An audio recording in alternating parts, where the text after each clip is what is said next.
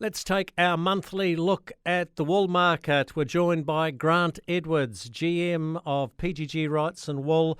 Grant, before we talk about the start of the new season, which we've just entered into, let's put a full stop on the 2018-19 wool selling season, and Steve Hansen comes to mind. Flush the dunny and move on. Afternoon, Jamie, and afternoon to all your listeners. Certainly from a crossbred viewpoint, we would back Steve's quote, if you like. It was very tough. We had a game of two types, really. We talk about a game of two halves. We had a game of two types. The fine wools, the merinos and half-breds that we need to put into perspective, that they equate to about or less than 10% of our wool clip. But they certainly had an exceptional season, and on the back of strong demand in that active sportswear, and prices for them were very, very strong. And the crossbred, on the other hand, as we all know, was very disappointing. Part of that was driven by the quality of the wools, due to those climatic conditions that we've talked about several times. Crossbred wools tended to be a lot yellower this last season than what they have had in normal seasons, which restricts what a buyer or what a manufacturer can do with those wools, what colours they can dye them, etc. And plus, there's still a reasonable amount of held wools coming on the market, and there's still a reasonable amount of held wools in the system. Not huge quantities, but they're certainly there, and they tend to show those yellow characteristics as well. So from that, those crossbred prices, as I say, they were very tough, and it was hard going for everybody in the industry.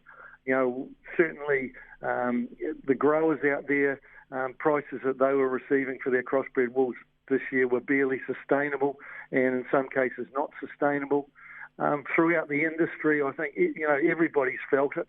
I feel for our guys to a certain extent that go up those gateways and have to deliver the messages, and it's tough going at times. But then there's a real passion there for that industry. There's a real passion for the fibre, and there is that longer term positivity, strong positivity. But we just need to see it being reflected in prices, Jamie. Grant, let's move on to the current season. Uninspiring start, but are we seeing some light at the end of the tunnel? I understand yesterday's sale was a bit better.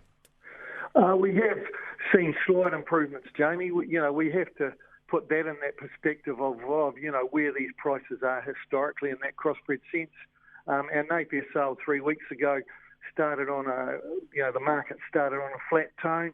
We saw some improvement in the Christchurch sale last week, and we've seen further general improvement yesterday in Napier again. So whilst those prices still have a long, long way to go, in the same token, we are seeing some positivity.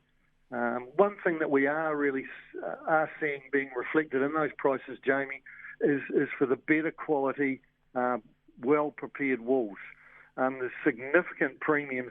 Some of these new wools coming through, are exceptional, and if they're not skirted, or if there's something a wee bit off in them, there's certainly being discounted heavily in the marketplace. You can, on a good full wool crossbred fleece, which is more a South Island thing as compared to the North Island, you can see 40 or 50 cents clean premium.